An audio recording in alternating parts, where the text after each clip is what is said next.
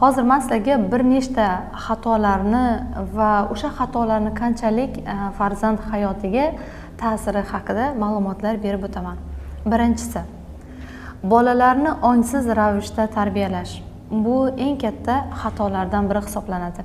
Ya'ni farzandni ongsiz ravishda tarbiyalash, bu tushunishimiz kerakki, farzand tarbiyasida qayerda qandoq o'zini tutishni bilmaydi va bu holatda ota-onani ongi emas, his-tuyg'ular, ya'ni emotsiyalar boshqarib qo'yadi.